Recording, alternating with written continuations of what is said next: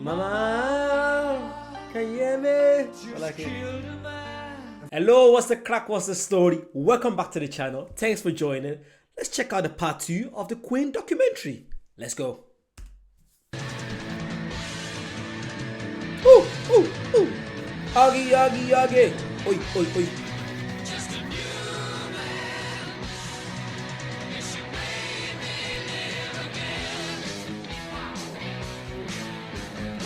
I think this is when they went on the tour with the band. What's the band called again? Was it something the Mott the Opal, something like that? I think so. I'm gonna find it anyway. But yeah, just to catch up where we are. So yeah, let's go.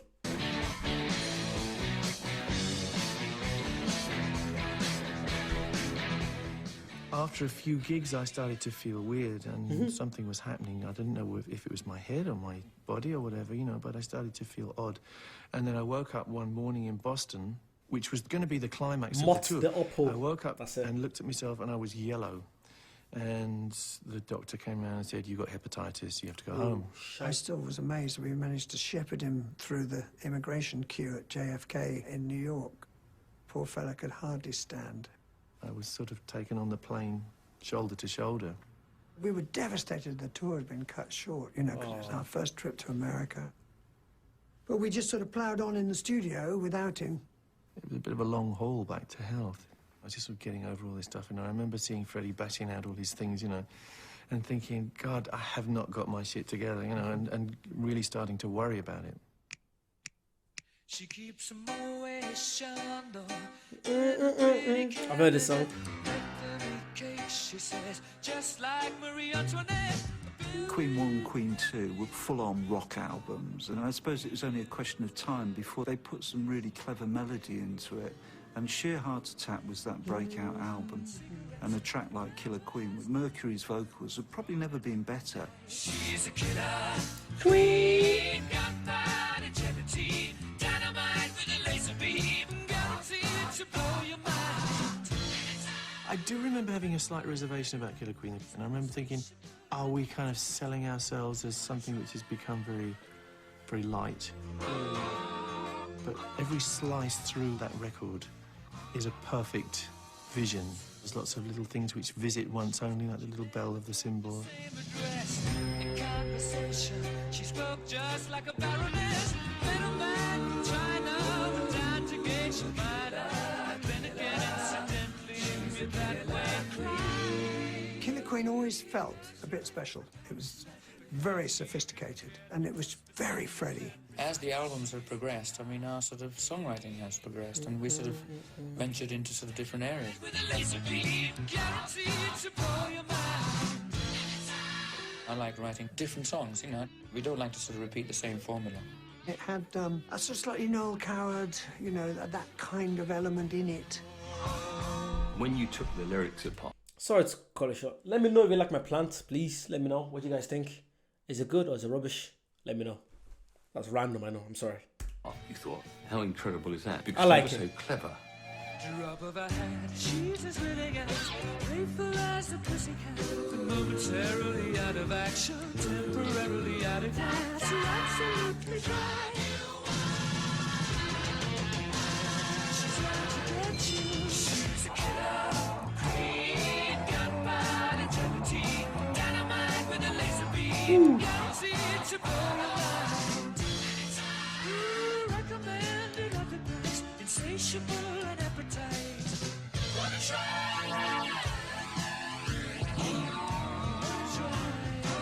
Number 1, was it? Number 2.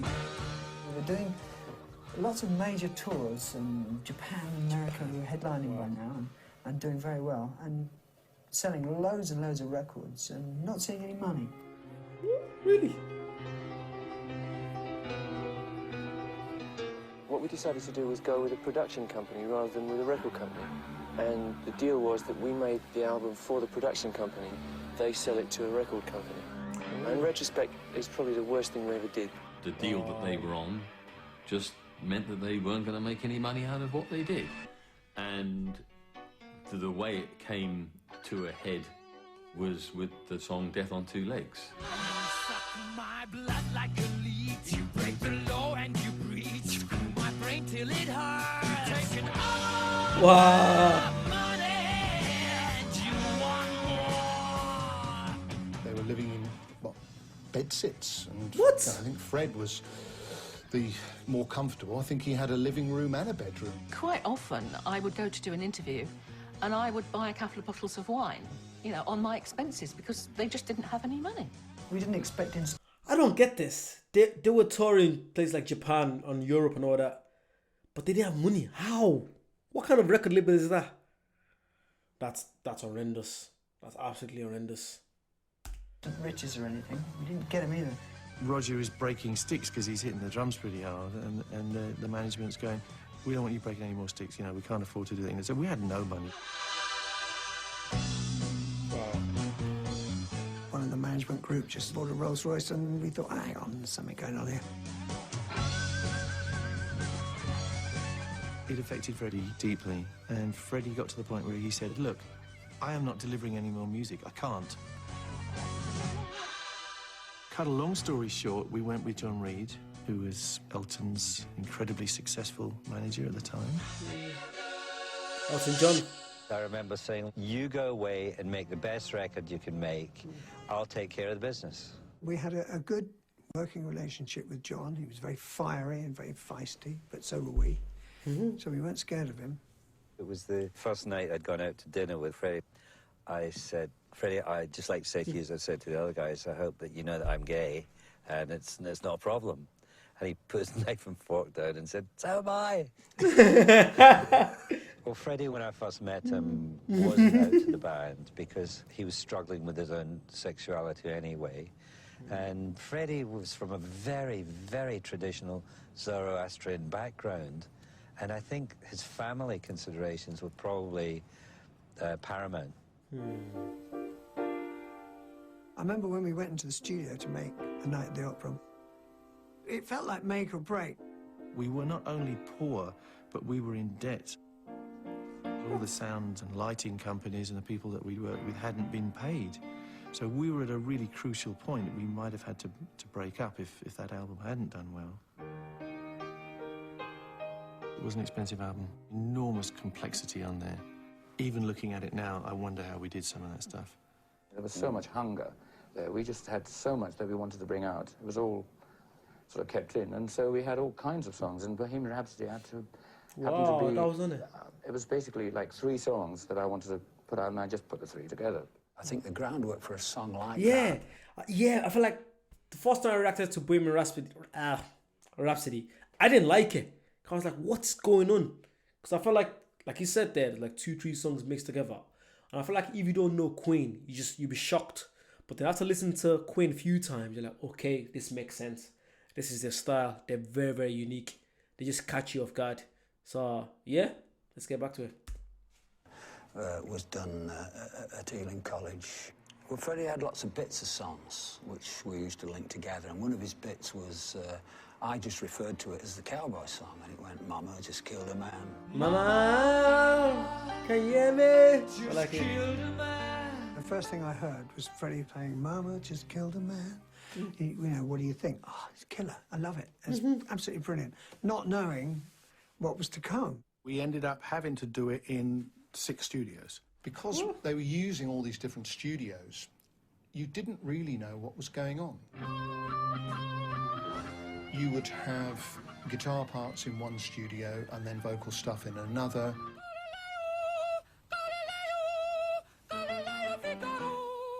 Freddie would just sort of like turn up in the morning and go, oh, I've got a few more Galileos, dear.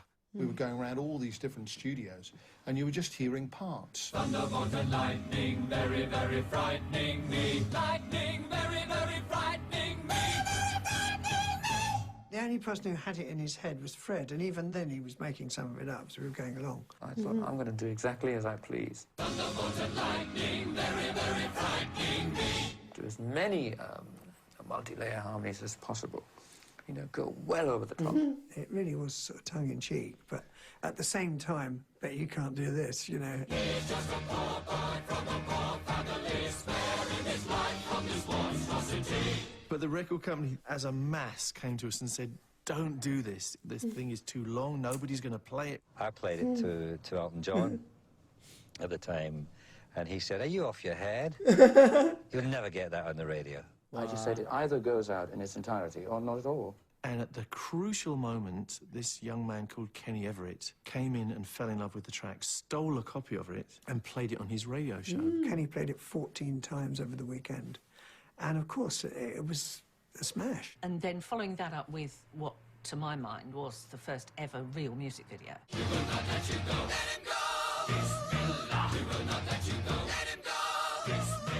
I'd never seen anything like it, and I don't think anybody else had. The video did take Queen to another level where they could really command the landscape. Mamma mia, mamma mia, mamma mia, let me go. Night at the Opera was that landmark album that established them as a major force. That clearly was the context in which you could do something like the Hyde Park concert. Yeah. Just imagine being them, you know, knowing that they were literally, like I said, they were poor and they had to make something, literally get out of poverty.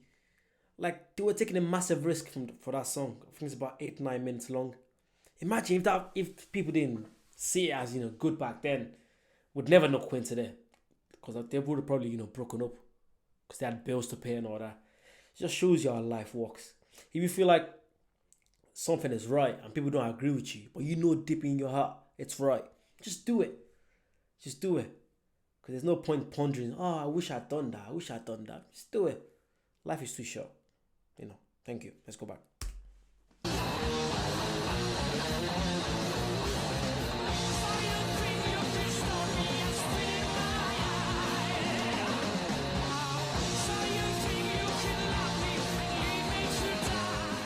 Well, it was Richard Branson, and, you know, we think we can put you on in Hyde Park. Thank you very much. Good evening, everybody. Welcome to our picnic by the Serpentine. Hyde Park is massive. I remember thinking, it's good. This is gulp, big. you know, we've carved out a place around the world, but England doesn't really think we're that cool. It was packed beyond belief. And it was really like coming home to a sort of hero's welcome.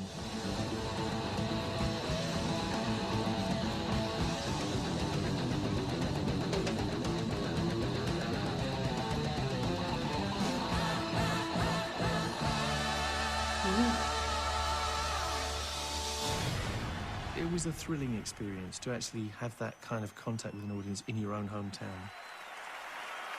It's sick. Then when it came to make Day at the Races, we just thought, well, let's just do what we do. The added ingredient in Day at the Races is this feeling of freedom which we actually had because we had escaped the old situation.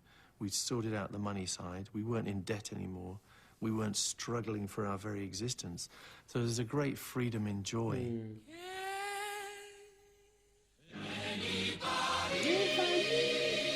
Tune.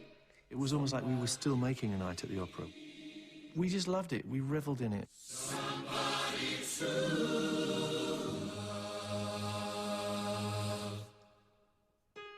Freddie came up with a magnificent little sort of foray into white gospel, if you want to call it that. And we really worked our harmonies on Somebody to Love.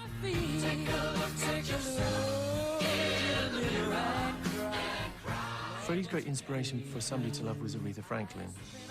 He absolutely loved Aretha. Freddie would like to have been Aretha Franklin, actually. Somebody.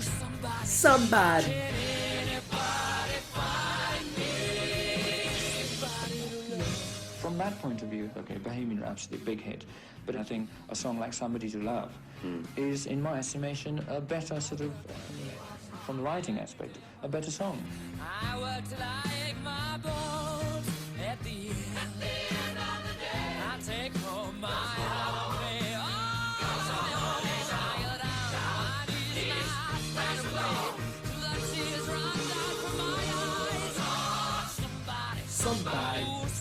Somebody. We were using the studio to its maximum capacity, painting a picture like on a huge canvas. This is sick. Somebody to love, find somebody to love. Sing along. We had a gift, really. We had three voices which really blended instantly. Freddie had this wonderful, crystal clear, sharp vocal sound. Somebody to love, find me somebody to love. Naturally, I've got the powerful high voice. He's got the dog whistle pitch, you know. Very high voice. Somebody to love, find. And I had quite a sort of warm sound, I suppose.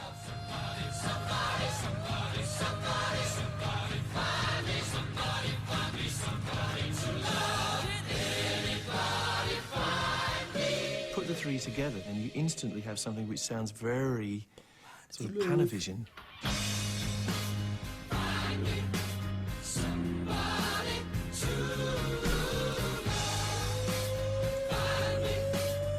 Try and keep their attention. You've got to really tempt them.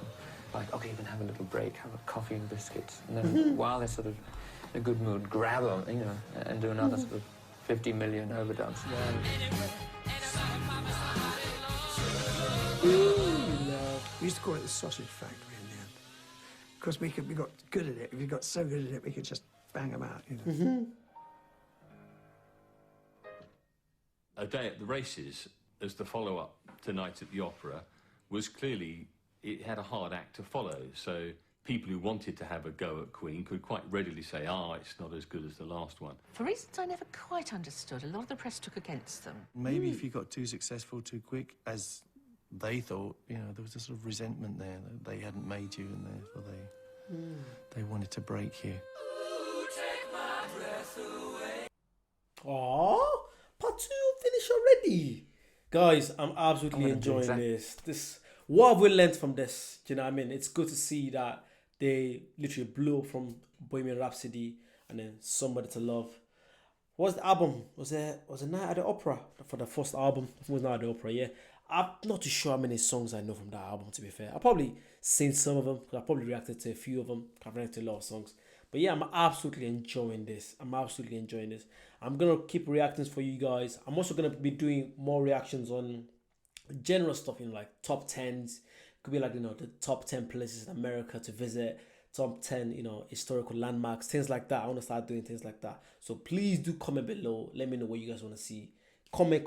I'm going to reply back to every single comment. I absolutely love the comment section. I appreciate what you guys are doing.